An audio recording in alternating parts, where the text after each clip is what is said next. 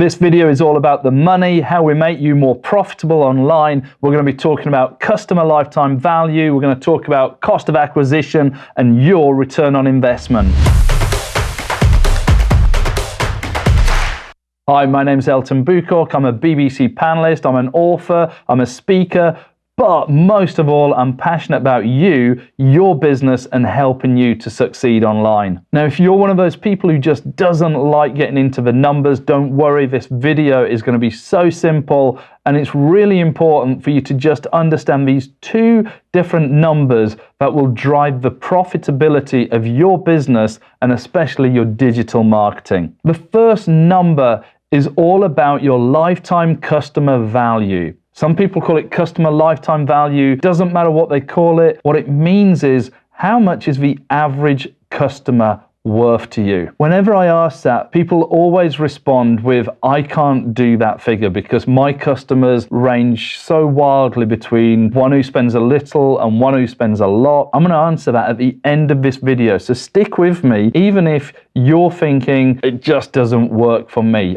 I'll answer it at the end. Okay, let's go into the number. It's really simple. I did promise you that. The first one I want you to do, lifetime customer value. For the purpose of this video and what I would typically use is the year. Now, if you have to use a different time period, that's fine, but just adjust everything where I say annual or yearly to your particular period of time you're using. If you're a startup business, you're going to be doing this on your forecasts and your budgets planning forward. And I understand that's less accurate, but doing this is still valuable because it's as accurate as your business plan, let's face it. Let's dive in. First number, revenue. That's quite easy. How much did you turn over in the last 12 months? When you've got that number, I want to know how many customers made up that revenue. From those two numbers, you've probably already seen where I'm going, and that tells me how much on average each customer spent with you as a business. But of course, spent isn't the same as how much you make.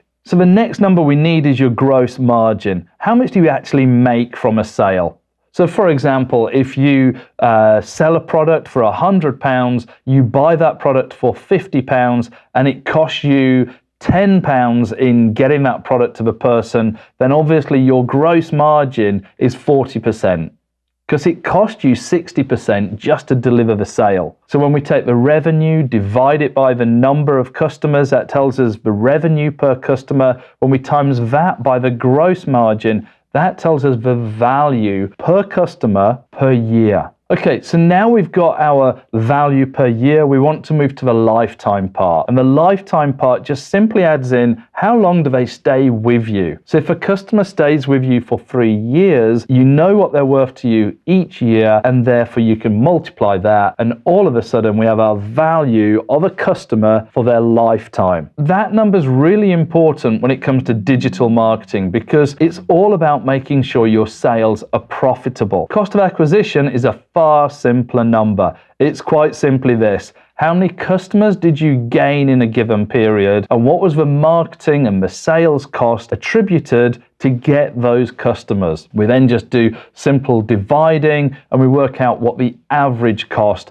of attracting a new customer is. What you'll be able to see already is now we've got two numbers. One, what a customer is worth to us, and two, what they're costing us to attract. We've got to have a look at that and decide whether it's profitable to keep attracting customers the way we're attracting them or selling to them at the rates we're selling to them, because if our cost of acquisition is more than the lifetime customer value, we've got real problems. Of course, there's another number we need to throw in there, which is all around cash flow, and you might keep a customer for 50 years. If you've times it by 50, well, that's great to receive all of that value over 50 years, but how long before you actually make a profit? Don't want it to turn profitable in 25 years. So there's other numbers to throw in, but the two key numbers for most businesses, and I assume for your business, is lifetime customer value, cost of acquisition. I'm going to address the question around whether it's possible for you to use these numbers in your business if something's sort of out of the ordinary. I'm going to do that in a minute,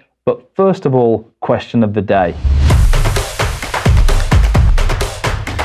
So today's question is, what challenges do you have in working out your lifetime customer value?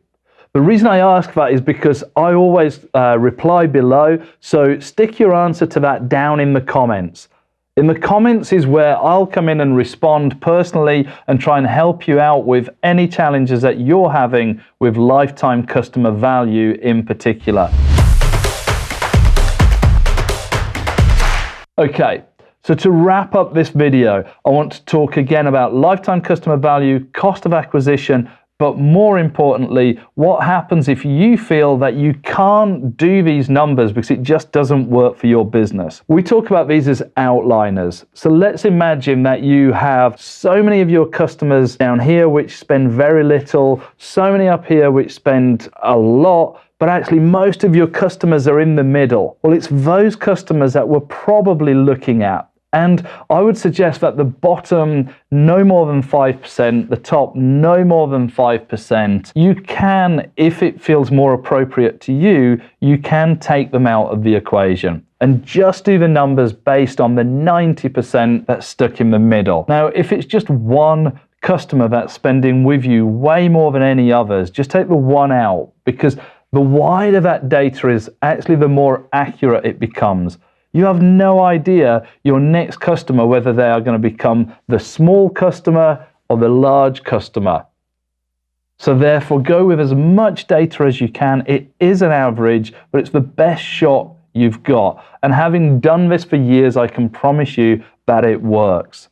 So lifetime customer value, first of all, revenue, number of people who made up the revenue, gross profit, that gives us our annual value, and then times by how long they stay for us. Really simple. Cost of acquisition, number of customers, amount of marketing spend it costs to get those customers, divide it, that's the cost per customer. That's our cost of acquisition. Those numbers are going to help you increase your return on investment. They're really important to you. So I hope that you found this video really insightful, really helpful for you. I've got a lot more videos. So while we're here, why not go ahead, subscribe to the channel, of course. When you're doing that, make sure you do the notification bell. That lets me tell you when there's a new video. I post regular content to help you succeed in your business. Now, of course, I've picked out a video that I think would be really good for you to watch next. So go ahead, watch that video now, and I look forward to seeing you in the next video.